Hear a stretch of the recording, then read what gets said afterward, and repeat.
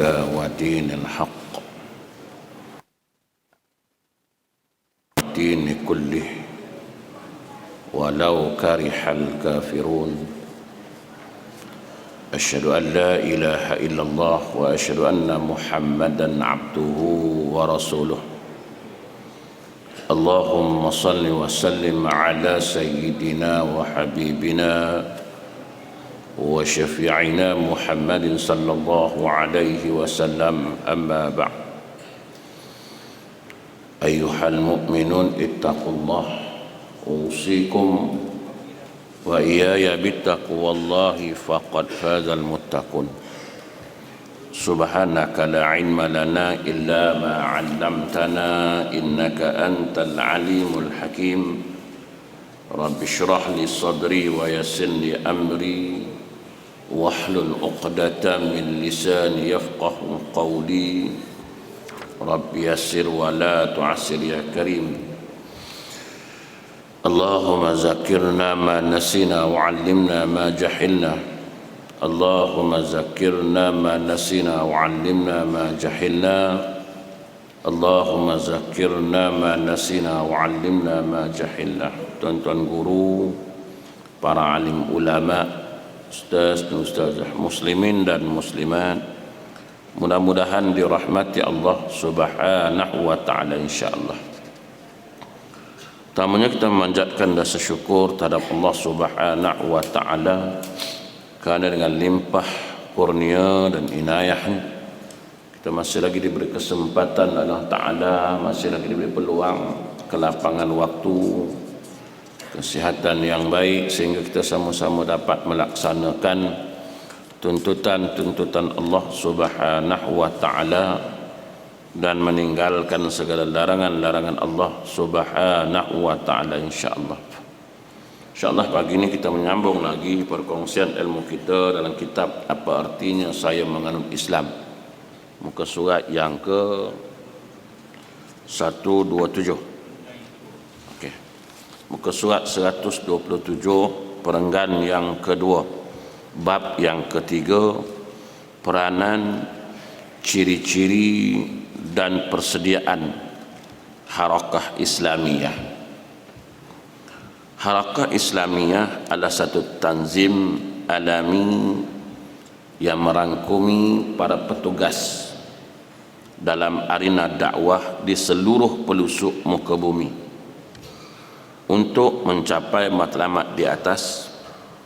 Harakah Islamiyah menggunakan dakwah Islamiyah yang bersih lagi murni sesuai dengan permasalahan dan tuntutan masa kini dan akan datang. Jadi kita ni ada tugas, ada tanggungjawab di mana kita nak menyeru, nak mengajak. Namun begitu seruan kita itu, ajakan itu sesuai dengan tuntutan masa. Kan? Kalau dulu ada cara dia. Kalau sekarang ni dah zaman sains dan teknologi, orang dah ramai yang tahu. Dulu orang ramai tak tahu, sekarang dah ramai yang tahu. Tengok je di ujung jari, orang dah tahu dah. Kaedah dulu ni tak berapa sesuai nak digunakan dengan kaedah sekarang. Kalau kita nak ceritakan, orang lagi tahu pada kita. Dia dah lebih tahu daripada kita, maklumatnya dia lagi cepat dapat dari kita. Kita baru nak cakap, dia dah tahu lah. Sekarang punya masa lah. So itu tak sesuai lah kita nak cerita benda yang orang dah memang tahu pun. Kan? Orang dah memang tahu. Contohlah masalah negara hari ni, kita nak cakap masalah negara. Boleh katakan kita ni tahu dah, di kedai kopi mana-mana sembang bab negara ni mana pandai lah. Yang tak pandai-pandai hari ni bab solat dia lagi. Kan? Bab hukum halal haram je yang tak pandai. Jadi kalau kita nak ngajak orang, biar orang faham lah bab hukum hakam, bab semayang dan sebagainya. Nak cerita bab negara ni, bab penipuan, bab sebagainya ni orang dah tahulah tuan-tuan. And orang dah faham dah tuan-tuan. Baru kita nak cerita je dia lagi tahu dah. And semua dah ada dah sekarang, zaman sekarang. Maka tak sesuai lah kita nak cerita bab itu kepada mereka ni. Lagi baik kita cerita macam mana nak betulkan solat kita ni.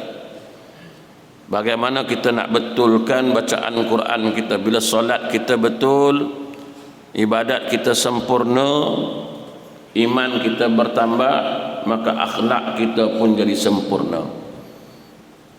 Daripada nak cerita, nak ajak orang, marilah kita memilih ini, marilah kita ni, dah tak ada dah, tak sesuai dah. Sebab orang dah tahu. Jadi tuan-tuan, sesuai dengan masa kini dan juga yang akan datang. Contoh bab politik lah hari ni. Hari ni politik semua orang dah sampai kat kedai kopi sembang, bergegar meja-meja sampai tumpah-tumpah air tuan-tuan. Duk cerita bab politik. Allah. Dah macam dia ahli parlimen lah. Yang dia tak tahu apa bab solat. Macam mana nak batal, macam mana kalau batal, macam mana nak tu dia tak tahu dah. Kalau sembang bab itu kan semua senyap ya. Semua senyap. Tapi bab politik semua nyampuk. Bab hukum hakam ni senyap semua. Pasal itu tuan-tuan, kalau kita tengok dia kata biarlah bersesuaian dengan tuntutan, dengan permasalahan masa kini dan akan datang. Kemudian dia kata termasuk dalam cara ini ialah mengajak masyarakat supaya turut serta dalam gerakan Islam dan menyusun mereka dalam gerakan tersebut.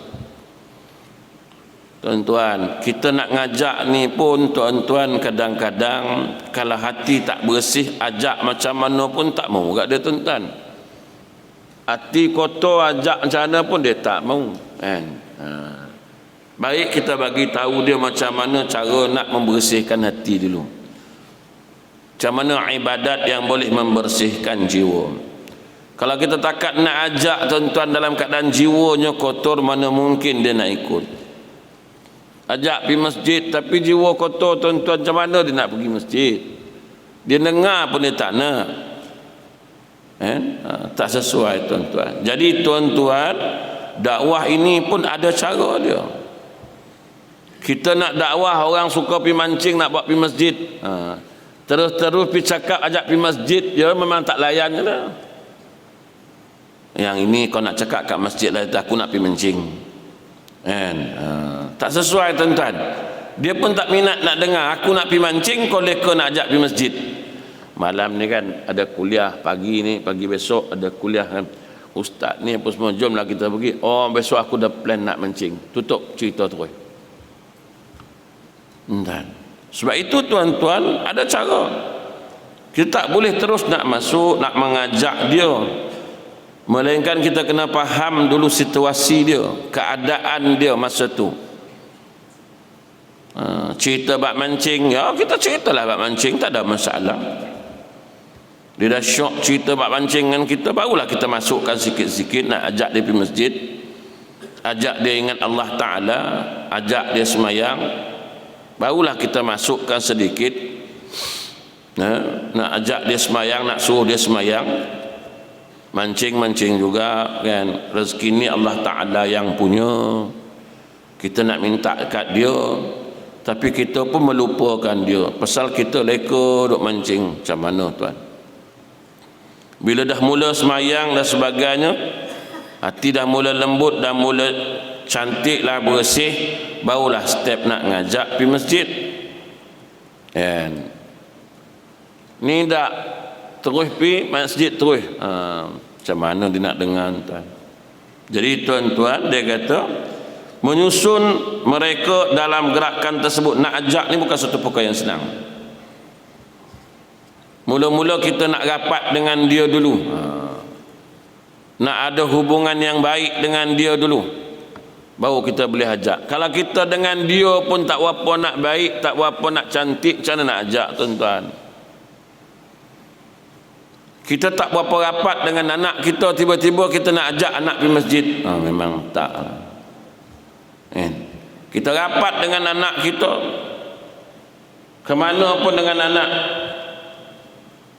Kalau kita tak ajak, dia yang ajak kita, barulah kita boleh ajak dia, tuan, jom ikut ayah, jom pergi masjid dulu. Kan kita pergi minum sekali, baru boleh. Ini dah jom pergi masjid, ayah pergilah dulu tu dia kan. Dia tak apa nak ngam dengan kita, tiba-tiba ajak pergi masjid. Memang tak lah tuan. Nak ada hubungan kasih sayang dulu. Suatu orang meninggal pun nak ngajar mengucap pun, tuan-tuan, disunatkan orang yang dia sayang dulu ngajar mengucap ni. Baru dia boleh ikut. Ada orang nazak kan, bukan sebarangan orang boleh ajar talqinkan orang nak meninggal. Kau ajarlah, ajar. Tak boleh. Tanya dia waktu dia sihat dulu ni, anak yang mana paling baik dengan dia, yang kalau anak tu cakap dia dengar aja cakap anak tu, ataupun dengan siapa yang dia dengar cakap dia dulu. Orang lain yang cakap tu dia tak nak dengar lah. Kalau dia ni cakap mesti dia dengar. Siapa? Anak dia yang ni, panggil anak dia, kopi bisik kat telinga ayah kau tu, insya-Allah dia ikut. Sebab itu Nabi pun ajar kita, tuan-tuan, bukan boleh sebarangan orang boleh ikut kita. Nak kena baik dulu,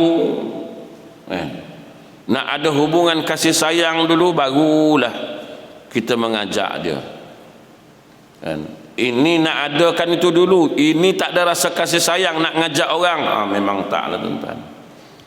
Kira nak balun, kira nak belasah kan, kira nak kutuk, nak taji ya. Lepas tu nak ajak orang ikut kita, mana mungkin kan? Mana mungkin. Ada kasih sayang dengan isteri dulu, baru kita boleh cakap dengan isteri. Ni isteri dengar kita mula nak bercakap pun dah lari, ngarut ni ontor ni kata dia, ayah layan. Macam mana entah nak bercakap? Ada hubungan kasih sayang dulu, perasaan cinta, kasih dan sayang. Sebab itu Allah Ta'ala ajar hamba dia, kau raihlah cinta aku dulu. Kalau aku dah cinta engkau, pendengaran engkau, permintaan engkau, penglihatan engkau, semuanya aku uruskan, aku settlekan masalah. Kita dengan Allah juga tuan-tuan, nakkan dapat apa yang dari Allah Ta'ala, adanya kasih dan sayang, cinta kita kepada Allah sehingga Allah mencintai kita. Kalau dah sampai Allah Ta'ala mencintai kita, apa yang kita hajati semuanya akan ditunaikan oleh Allah. Kita ni tuan-tuan tak ada rasa cinta, sehingga Allah pun tak cinta kat kita. Bila Allah Ta'ala tak cinta, kita minta, mana mungkin nak dapat tuan-tuan? Cintanya tak ada. Kita dah sayang kat isteri kita, isteri tak minta pun kita bagi tuan. Kita yang offer sebab sayang kan. Dululah masa tengah bercinta, mula-mula kahwin kan, bini tak minta pun kita yang tanya, awak nak tak ni? Tengok, kita tanya. Sekarang ni cinta tu dah kurang, minta lah bang, apa tingin tu lah, nak buat apa, bukannya ada faedah. Dah tak ada faedah dah, sebab kita sebenarnya bukan tak nak beli, tapi cinta itu tak ada kat dia. Kita dah tak apa nak sayang kat dia tu, sebenarnya dia tak faham sebenarnya. Cuba diingat balik semula, dulu waktu bercinta ibu-ibu mula-mula dulu ni tak minta pun dia bagi tu, dia yang offer,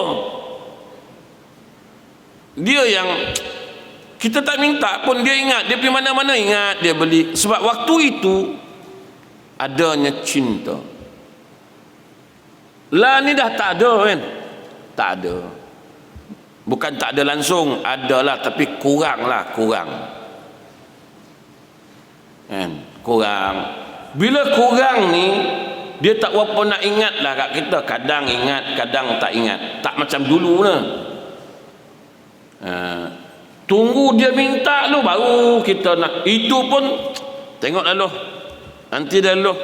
Jarang lah kita nanya dia, awak nak tak? Saya nak beli kan. Tak ada. Payah. Itulah dalam bab dakwah ni pun adanya rasa cinta ulama kan, dengan yang nak diseru, sehingga kan yang diseru itu pun ada rasa cinta dengan ulama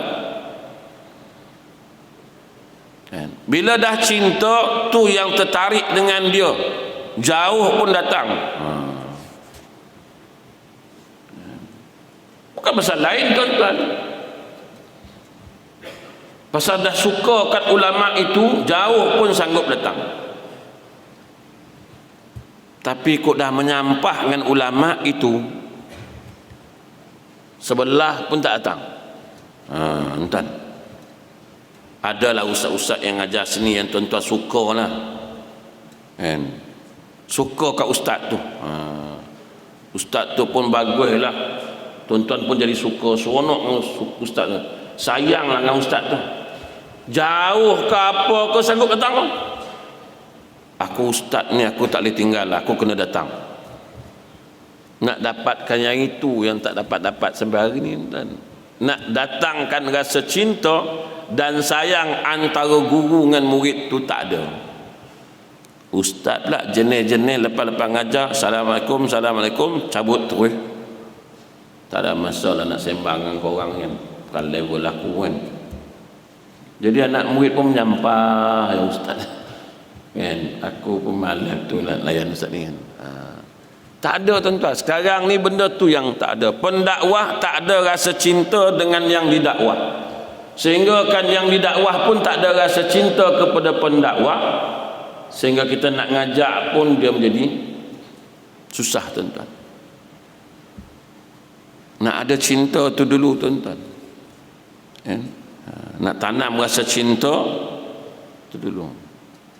Dia cinta kat ilmu, ribu batu pun sanggup datang. Tak cinta kat ilmu, dekat pun tak nak datang.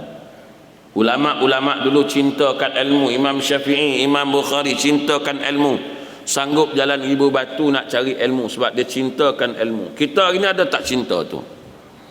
Arab-Arab adalah cinta tu kan? Jadi tuan-tuan, bukan satu perkara yang senang nak menyeru ni, nak berdakwah ni tuan-tuan. Situ jemaah tabligh dia tunjukkan rasa sayang dia pada orang, kasih dan sayang dia pada orang, sehingga orang pun tertarik, suka kat dia, sayang kat dia. Dalam persediaan, dalam persediaannya pula mereka mestilah dididik supaya meyakini perjuangan ini, supaya dengan yakin, dengan keyakinan itu mereka akan bekerja untuk Islam dan berjihad di jalannya. Nak meyakinkan orang suatu perkara yang susah tuan-tuan. Contohlah nak yakinkan orang supaya bersedekah, susah tuan-tuan. Bukan senang, walaupun dia tahu tuan-tuan sedekah tu bagus semualah. Tapi nak meyakinkan orang tentang sedekah itu susah. Dan bagaimana kita nak meyakinkan mereka terhadap Islam ini? Kadang-kadang kita pun tak boleh yakin dengan Islam, lepas tu nak suruh orang yakin dengan Islam. Kita yang mengajak pun tak apa nak yakin, lepas tu nak suruh orang yakin dengan Islam. Kita pun tak yakin dengan Islam ni tuan, dengan kerja-kerja Islam kan? Saya dengar baru-baru ni kan, sikit-sikit Islam, sikit-sikit Islam lah. Memanglah sikit-sikit Melayu Islam, memang betul. Kita nak Islam lah. Yang pertama sekali kita nak didiklah manusia ni ke arah Islam. Kita nak didik diri kita ni ke arah Islam, dengan arah lain. Dan lazimnya orang Melayu ni biasanya Islam. Tapi kalau orang Melayu pun dah tak percaya kat Islam, beratlah tuan. Orang Melayu pun dah tak cari ke Islam. Macam mana tuan? Jadi kita nak yakinkan orang kita ni hari ni tuan-tuan kepada Islam. Nak meyakinkan hukum itu, peraturan itu dari Allah Ta'ala pun susah. Apakah peraturan hukum Allah itu lebih baik daripada hukum-hukum yang lain? Susah tuan-tuan. Susah. Tak percaya tuan-tuan. Hari ni kalau bertembung orang Islam dengan orang bukan Islam ni tuan-tuan, ramai juga orang Islam kita yang tak nyokong pun orang Islam kita ni. Lebih percaya kepada yang bukan Islam. Sebab itu kadang-kadang orang bukan Islam senang betul nak lelongkan kita tuan-tuan. Maaf cakap lah. Kadang dia bagi 3, dia tarik 10, kita tak nampak. Kita nampak apa yang 3 tu dia bagi tu. Yang 3 tu yang kita nampak pun, yang dia pelingkup tu tak nampak dah, sebab kita nampak yang 3 tu. Contohlah baru ni ada satu orang dia cakap apa, zaman dulu mana ada pusat tahfiz dapat duit peruntukan. Zaman lah ni walaupun kapi yang jaga tapi dapat juga peruntukan. Dia nampak tentu yang jahanam tu dia tak nampak lah, sebab dia dah nampak yang 3 tu yang besar tu. Tuan nampak tak? Orang kapi jual kita lah. Kita tengok dia baik layan kita, sehingga kan kita tak nampak dia nipu kita tuan-tuan. Bukan semualah, contohlah kita pergi kedai kereta, kedai mekanik ni lah, bengkel, tapi dia ni orang bukan Islam, tapi dia layan kita tu baik tau. Mari je, mari masuk. Apa je masalah? Tak apa, ini sikit mahal, tak payah kira lah. Mula-mula tak payah kira lah kan. Haji pun suka lah, sebab dia sikit-sikit dia tak cas lah kan. Bagus lah, tak macam orang Melayu kita kan. Orang Melayu kita sikit pun dia casnya, 1 skru pun dikiranya. Gila babi buat ni kan. Jadi tak nampak lah benda tu kan.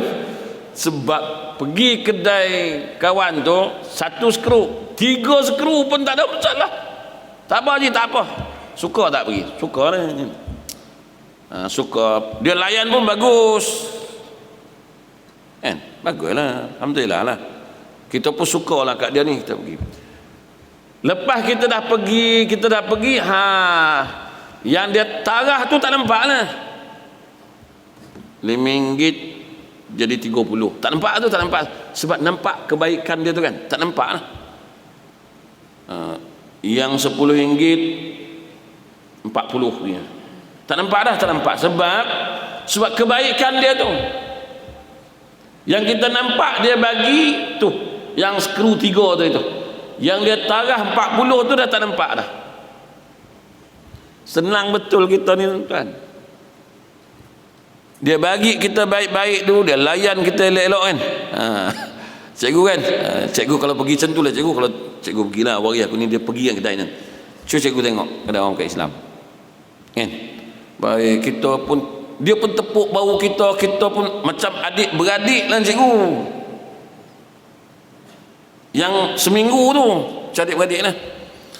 Sebulan lepas tu cikgu kira-kira balik semula, upah dah 700 dia ambil kat cikgu lah. Yang dia baik seminggu tu. Baguslah kedai tu. Kita pula tukang buat iklan cikgu. Kau kalau nak betul kereta, kedai dia tu bagus, dia tu baguslah kan. Dia tak sombong kan. Ni yang berlaku hari ni kan? Yang berlaku terhadap umat Islam akhir zaman ni lah. Nampak kebaikan, tak nampak keburukan. Pasal keburukan dia tu dah ditutup dengan kebaikan yang sikit tu. Dia dah bagi pusat tahfiz, dia dah bagi pondok, semua dia dah bagilah. Alhamdulillah. Dulu ada, dulu tak ada. Cuma tak nampak yang dia bagi dia punya tu lagi banyak. Benda tu tak nampak dah, sebab kita dah nampak. Dulu ada. Kita pun ngangguk, tak iya kan. Dulu tak ada kan, tak dapat. Walaupun orang Melayu jaga, tak dapat. Haram tak dapat pun. Orang kapi jaga pun dapat no. Kita pun ngangguk kan, iya tak iya. dalam dia tak yo, kita pun jahanam. Inilah, ini teknik tuan-tuan. Ini semua style Yahudi tuan-tuan. Yahudi punya cara macam tu lah. Kan? Dulu mula-mula dia bagi telefon kat kita dulu. Tuan-tuan tahu tak telefon tahun 80-an dulu lah, handphone tu yang Sonia tu kan. Apa yang ada dalam tu? Tak ada apa. Tulisan pun nampak tak nampak je. Lampu pun nyala tak nyala je. Antara kuning dengan hijau je lampu tu. Sonia, kan? Haram game semua tak ada dalam tu. Itu kalau sesak-sesak kereta tak ada handbrake boleh sendal lah. Masa tu kita pun rasa syok jugalah, sebab bagus juga ada handphone ni, senang lah nak kontak, nak apa, senang lah. Dia bagi kita suka dekat benda tu lah. Dia bagi kita suka benda tu. Dia tak bagi jahanam dulu, dia bagi suka dulu. Oh, bagus jugalah kan, ada handphone, senang lah nak gerak ke mana-mana, senang lah. Oh, bagus. Jadi dia pun survey tengok, oh laku handphone ni punya. Masa tu nombor handphone 010 je yang ada. Kan? Masa tu lah 010. Aku tahulah, aku pakai telefon mula-mula dulu Motorola. Itu kalau anjing kejar sesak-sesak dirembat, mampus anjing tu. Lepas tu yang pakai flip tu, waktu tu game haram tak ada. Game yang ada game ular tu. Mampus. Kan? Masa mula-mula Yahudi nak jahanam kita dengan handphone ni lah. Ada lain dia boleh call. Itu pun kadang ada, kadang tak ada. Masuk je kampung sikit dah tak ada lain. Tak berguna betul lah. Kan? Lepas tu dia naik sikit, dia tengok orang dah suka, dia naik sikit daripada tebal jadi nipis. Ericsson. Daripada besar jadi kecil. Syok sikit lah. Penuh dengan gaya manusia ni yang tak pernah jumpa handphone ni. Yahudi kata bagi dia suka dulu, bagi dia suka, cinta benda binatang ni. Bila dia dah, kita betul-betul dah suka, dia upgradekan handphone tu. Dia mula bubuh game. Lepas tu baru keluar PDA, yang pakai pen tu lah. Lagi canggih kan. Lepas tu dia keluar, dia bubuh YouTube. Lepas tu dia bubuh lah Google, semua dah ada dalam tu. Sampailah benda tu berada di ujung jari. Dulu Haji pun tak pakai telefon tu, Haji Nasar ni mana pakai handphone tu. Lah ni dia pakai handphone tu. Dulu dia handphone dia yang call message tu je yang boleh. Kenal lah Haji tu. Haji Nasar tu. Lah ni pasal dah canggih, belilah handphone canggih, duit pun ada, belilah kan. Tu yang kawan pula hantar WhatsApp, forward video kan. Syok pula tengok kan. Ketagih tak? Jadi ketagih tak kita? Kan? Ni Yahudi kata, nampak, aku dakwah engkau bukannya benci engkau, aku bagi engkau suka lu. Dengan suka tu nanti aku jahanam dengan engkau. Dakwah ni kena macam tu lah. Bagi dia suka dengan kita lu, kawan dengan kita, baru kita boleh ajak dia. Ini dia pun menyampah dengan kita, tu kita nak pergi ajak dia. Memang tak. Yahudi punya teknik tuan-tuan, hebat tuan. Bolehkan kata kita ni mesti ada handphone. Kalau tak ada handphone tu payah kan. Pun tak ada dalam handphone pula tak bawa. Payah. Benda di ujung jari je. Kan. Dulu yang tua-tua pun tak pandai sangat pakai handphone. Yang pakai handphone tolak-tolak tu lah. Tak pandai lah. Yang pandai tu je. Biar anak-anak ajar cannya abah ni apa, koman lah, abah tak tahu, abah kena tahu benda ni. Anak ajar. Bila abah dah dapat tengok ada Facebook lah, Instagram lah, abah pula, kau tolonglah buatkan Facebook untuk abah. Abah dah tua lah, nak Facebook juga lagi, nak Facebook siapa?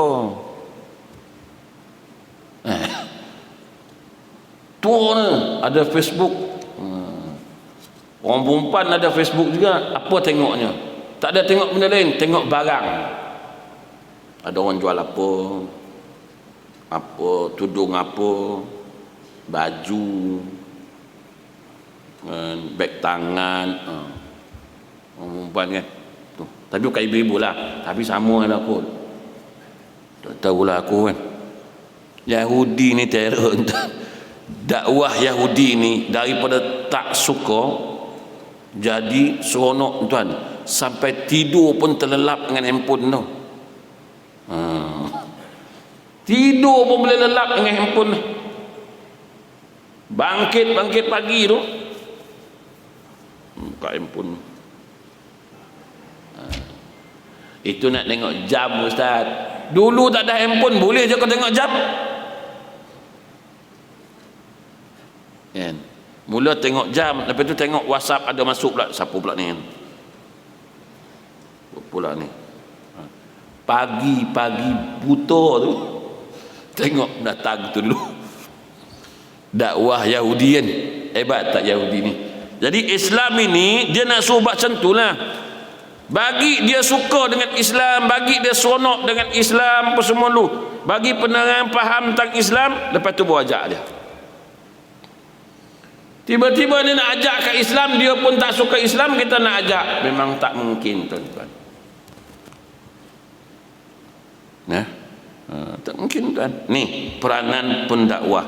Jadi dia kata nak bagi yakin dulu dengan Islam ni. Dah yakin dia baru kita boleh bagi tahu, ajak dia lah. Dia pun tak yakin dengan Islam, kita kata Islam bagus, dia pun tak nampak tang mana bagusnya. Itu nak ajak dia, mana boleh kan? Di antara tuntutan yang dimaksudkan ialah menghapuskan penjajahan dan saki-baki pemikiran dan falsafahnya. Oh, ini bukan senang kan? Saki-baki pemikiran, menghapuskan penjajahan ni. Kita ni orang tua-tua dah lama tuan-tuan kan dengan ajaran tu, tiba-tiba kita nak buang ajaran tu, susah tuan-tuan. Zantan. Kita nak buangkan pemikiran-pemikiran kuno tu yang karut marut tu, susah. Susah. Tak berjaya lah kadang-kadang tu. Kita pun cakap tunggulah puak-puak ni meninggal dulu baru boleh. Tunggu puak-puak ni meninggal, gagalnya kita. Allahu Akbar. Gagal tu. Sampai tahap dah menyampah, tunggu mati puak-puak ni barulah kita boleh, generasi yang akan datang ni bolehlah kita ajak. Tunggu meninggal.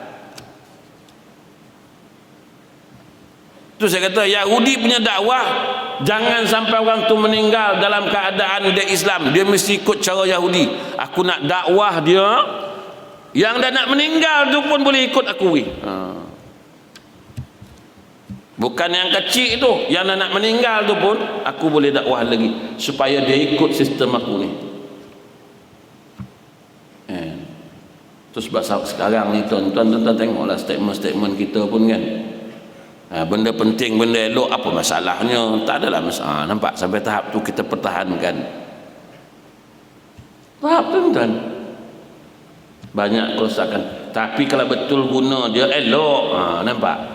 Walaupun kita kata tak elok, dia kata tapi kalau betul cara dia, guna dia elok. Kita katalah TV ni sebenarnya tak bagus sangat. Jangan cakap TV ni tak bagus. Ada tak yang bagus? TV Hijrah ada, Astro Oasis ada. Yalah. Daripada berapa channel tu, katalah 40 channel kan, 2 channel je dia dalam tu, kita kata apalah tak elok lah. Itu bergantungan kita. Kalau kita tengok benda yang elok macam Astro Oasis, macam TV Hijrah, apa masalahnya? Elok, tak ada masalah apa pun, okey je. Itu bergantungan kita. Tapi masalahnya dia dah tanam kat dalam hati kita kekotoran jiwa kita, sehingga kan berapa kali sangat kita nak tengok Astro Oasis tu, berapa kali sangat nak tengok TV Hijrah tu. Sebab 20 lagi channel yang merosakkan jiwa, 2 channel nak ubat. Maksud dia lah penyakit ada 20, Ubat ada 2 biji je. Nak ngelokkan 20 tu. Tu yang kita kata, bergantung dengan kita apa gantungnya. 2 biji dengan 20, segala penyakit dari ujung kaki sampai ujung rambut semua berpenyakit. Ubat dia 2 biji je.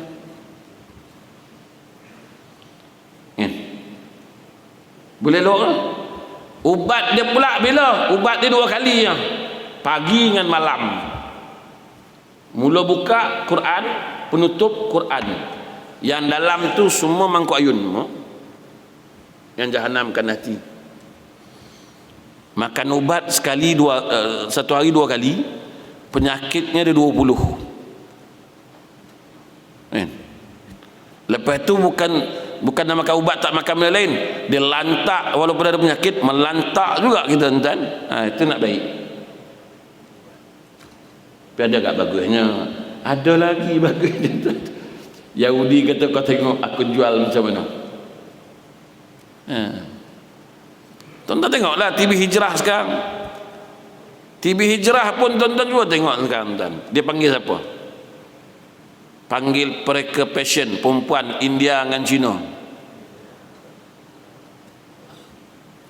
Ingin?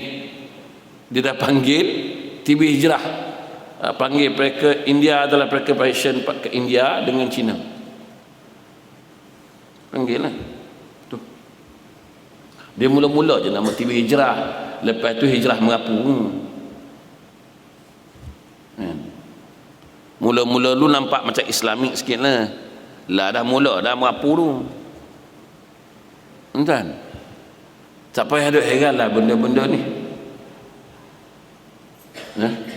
Jadi tuan-tuan, kadang-kadang kita ni dah tak boleh nak bersihkan dah. Akhirnya kita akan kata apa yang dia buat tu ada baiknya. Bukan semua tak baik, ada eloknya. Ada elok, memang ada elok. Tapi nak sampai ke elok tu payahnya. Sebab yang sebelum tak elok tu, sebelum elok tu, yang tak eloknya banyak. Alah, dia Yahudi mau macam tu tuan-tuan. Maaf cakap lah. Contoh lah kan, kita nak beli satu barang tau dekat pasar raya ni lah. Nak beli satu barang lah. Tapi sementara nak sampai kat barang yang kita nak tu kan, mula-mula tak buat troli lah Haji, bakul pun tak buat, troli pun tak buat, sebab nak beli satu barang lah. Daripada rumah tadi cakap dengan orang rumah, jom kita pergi situ, ada sana, jom kita pergi beli tu je, pergilah. Nak mas barang yang nak cari tu kan, dia tak depan pintu, dia letak belakang. Kita pun nak pergi ke barang tu, nampak satu barang, ini biasa bukan ni, ini murah ni kan, ini bagus ni, ambil satu. Nyala nak sampai ke barang tu dah ada 3. Allah payah. Pergi ambil bakul, ambil bakul. Daripada satu barang tadi penuh dengan bakul, dalam bakul tu daripada satu tadi kan. Mula memang nak satu, tapi sementara nak sampai ke satu tu penuh bakul lah. Memanglah elok, tapi sementara nak sampai ke elok tu jahanam dulu, langsung tak dapat yang elok tu. Hati dah rosak dulu baru nak dapat.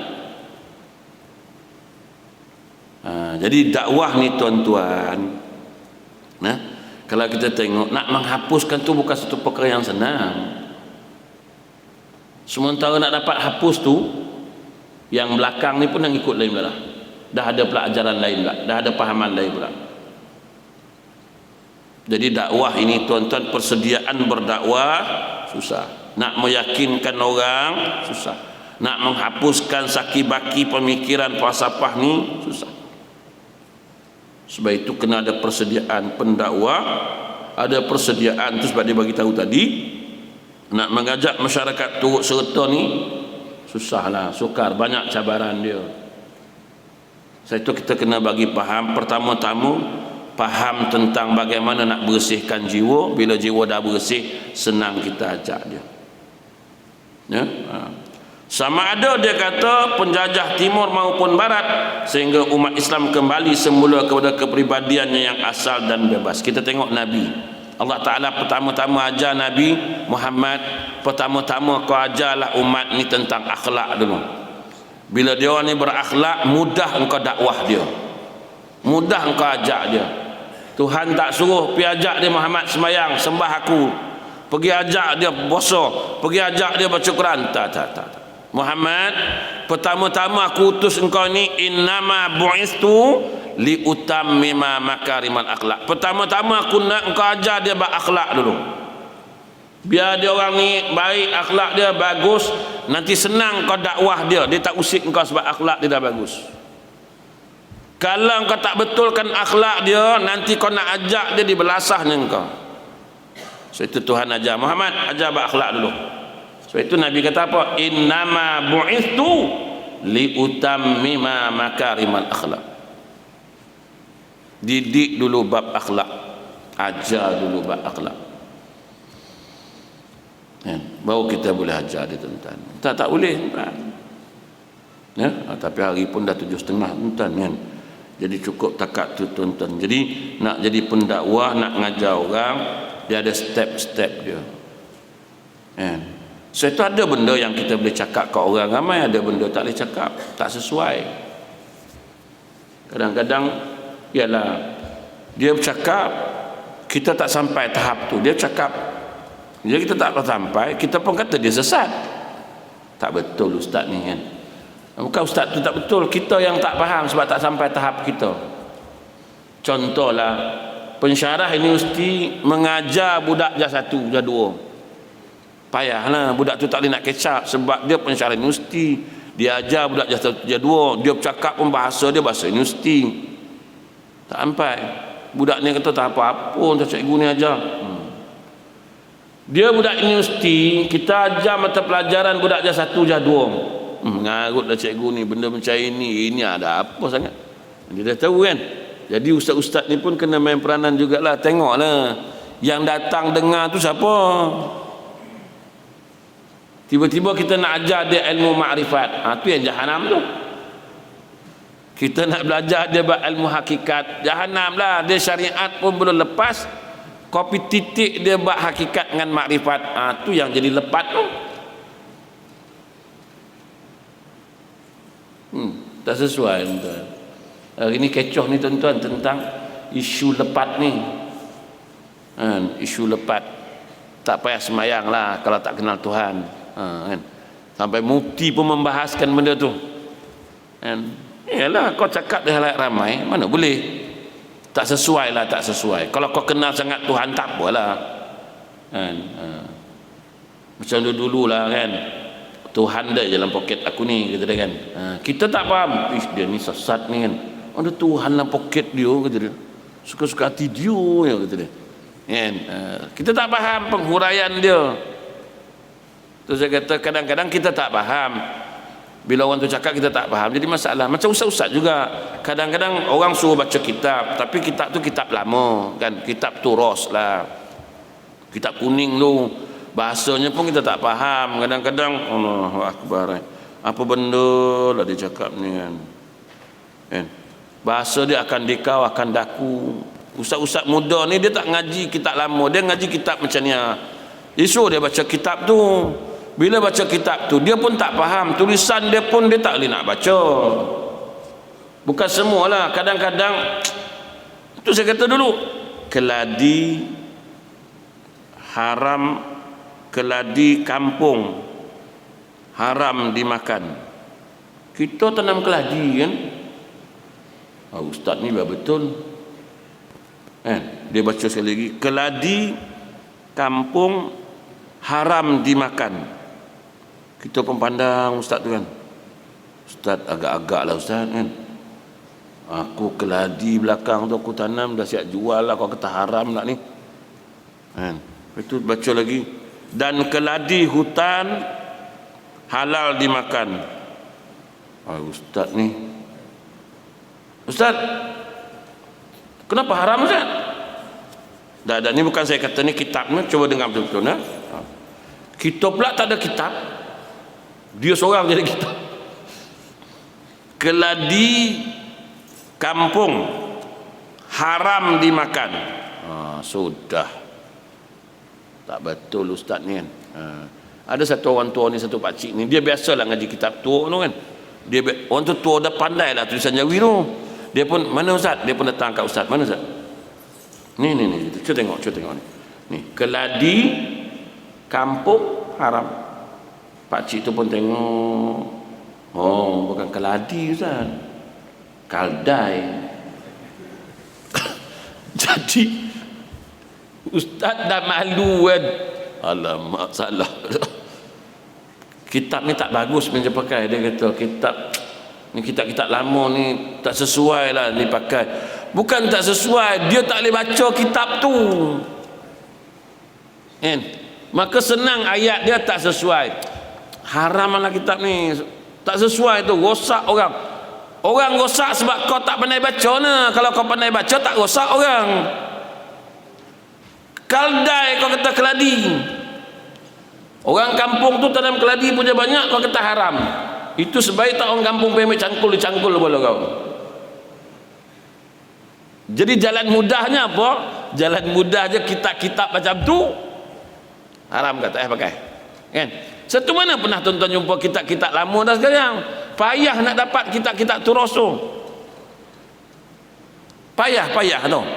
Macam kitab Kifayatul Ghulam. Kan? Jadi mana ada dah payah dapat. Payah tuan-tuan. Kan?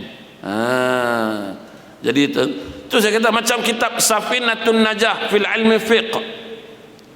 Kan? Syekh Salim Sumair, payah dapat. Sebab bahasa tulisan dia tu payah baca. Yang senang kitab-kitab macam ni kan. Kitab-kitab macam ni tulis pula Rumi. Sedap lah, nitik. Yang itu baca 2 baris balun 10 baris tu. Baca 2 baris je, titik kau-kaunya bumbang kan. Tu baca lagi 2 baris, sabit dengan politik sana, bumbang. Kita pun syok. Kalau kitab dulu tak ada, bab semayang je. Apa syarat, apa rukun takbiratul ihram. Pertama ni kupas sebari. 2 jam persatulah bagusnya kitab tu dulu. Tapi kitab tu dah tak ada sekarang, payahlah. Jadi sekarang cukup takat tu, insya-Allah kita jumpa lagi di bulan yang akan datang. Macam biasalah tuan-tuan, masih ada barang-barang yang di luar tu tuan-tuan nak pergi tengok. Siapa nak berinfak masih boleh berinfak lagi insya-Allah. Jadi tuan-tuan cukup setakat tu. Auzubillahi minasyaitonir rajim.